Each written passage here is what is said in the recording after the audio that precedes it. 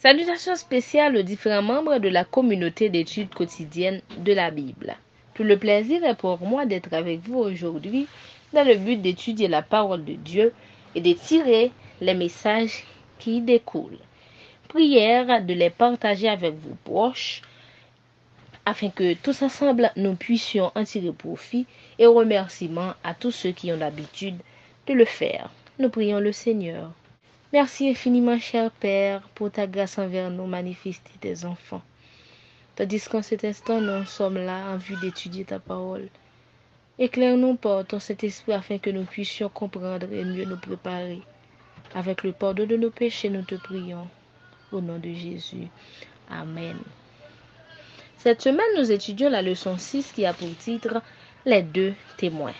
Verset à mémoriser, l'herbe sèche, la fleur tombe. Mais la parole de Dieu subsiste éternellement. Ésaïe 40, verset 8. Aujourd'hui, c'est bien dimanche 5 mai 2024. Nous avons comme sous-titre « Deux témoins ». Comme nous l'avions bien défini dans l'introduction de la leçon d'hier, témoin, c'est une personne qui certifie l'exactitude, l'authenticité des identités des déclarations. Hier aussi, nous avons vu les différents autres noms qu'on attribue aux deux témoins qui sont les deux oliviers, les deux chandeliers et les deux oins. De manière plus explicite, allons voir à la lumière de la Bible, précisément dans Apocalypse 11, versets 3 à 6, les caractéristiques des deux témoins afin d'être plus convaincus. Apocalypse chapitre 11, versets 3 à 6.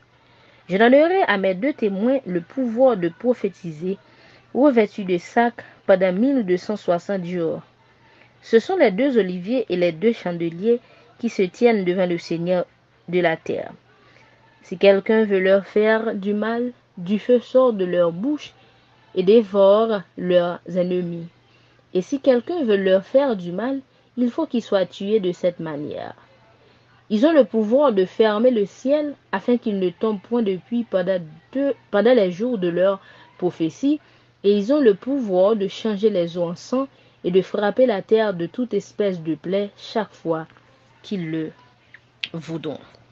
Nous voyons que ces deux témoins ont le pouvoir de prophétiser et d'empêcher la pluie de tomber aussi longtemps qu'ils le prédisent.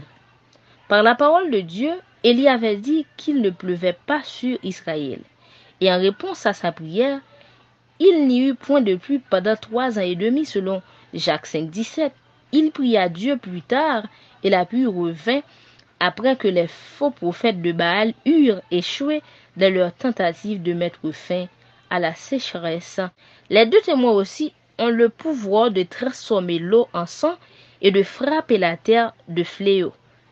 Nous avons comme exemple à la lumière de la Bible, Moïse, par la parole de Dieu, fit tomber des fléaux de toutes sortes sur les Égyptiens, y compris la transformation de l'eau en sang, parce que Pharaon refusait de libérer le peuple de Dieu selon Exode chapitre 7. Les deux témoins aussi ont le pouvoir de détruire par le fait de leur bouche ceux qui s'opposent à eux. Exemple encore à la lumière de la Bible. Parce que vous avez dit cela, voici je veux que ma parole dans ta bouche soit du feu, et ce peuple du bois, et que ce feu les consume, selon Jérémie 5, 14. La parole de Dieu prononce un jugement sur tous ceux qui la rejettent. Sa parole est comme un feu dans la bouche.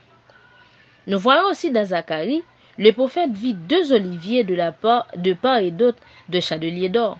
La même imagerie que nous retrouvons dans Apocalypse chapitre 11, ce que nous avions vu hier dans l'introduction. Puis, il fut dit à Zacharie que cela représente les deux oins qui se tiennent devant le Seigneur de toute la terre, selon Zacharie 4, 14. Les oliviers alimentent le chandelier en l'huile pour qu'il continue à éclairer. Nous nous souvenons que le psalmiste avait écrit « Ta parole est une lampe à mes pieds et une lumière sur mon sentier » selon Psaume 119, verset 105. L'huile représente le Saint-Esprit, Zacharie 4, verset 2 et 6. La vision de Jean dans Apocalypse 11 décrit la parole de Dieu proclamée dans la puissance de l'Esprit Saint pour éclairer le monde. Non seulement cette parole a le pouvoir de prophétiser, c'est de témoins, d'empêcher la pluie de tomber, de transformer l'eau en sang, et ensuite le pouvoir de détruire ceux qui s'opposent à cette dernière. Aussi, cette parole est une lumière aux pieds de tous ceux qui la lisent. Et Jésus lui-même, dans sa déclaration, pointe du doigt et atteste la véracité des deux témoins dans Jean 5,39. Il déclare que les Écritures de l'Ancien Testament témoignent de lui. Il dit aussi que l'Évangile sera proclamé en témoignage au monde entier selon Matthieu 24, verset 14, et que le Nouveau Testament, ensemble avec l'Ancien Testament, est la base de ce témoignage. Un mot ayant la même racine, martis, que les mots utilisés dans les deux versets pour témoin apparaît dans Apocalypse 11, verset 3. Au vu de ces éléments bibliques et des caractéristiques données dans Apocalypse 11, nous pouvons conclure que les deux témoins sont les Écritures de l'Ancien et du Nouveau Testament qui communiquent au monde la lumière et la vérité de Dieu. Et qu'en est-il de ceux qui rejettent une partie de la Bible, précisément l'Ancien Testament, et qui conservent que le Nouveau Testament?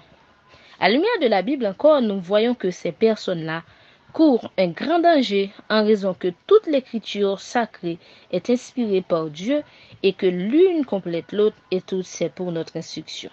Ceux qui rejettent la parole de la Bible, savoir les saintes écritures, et qui enseignent aux autres à faire de même, cette parole prononce un jugement sur eux et les dévorera, qui est l'un des caractéristiques des deux témoins. Vous et moi, faisons des paroles des deux témoins une lumière pour éclairer nos chemins et nous conduire vers l'éternité bienheureuse. Merci Seigneur pour ta parole. Aide-nous à pratiquer. Au nom de Jésus. Amen.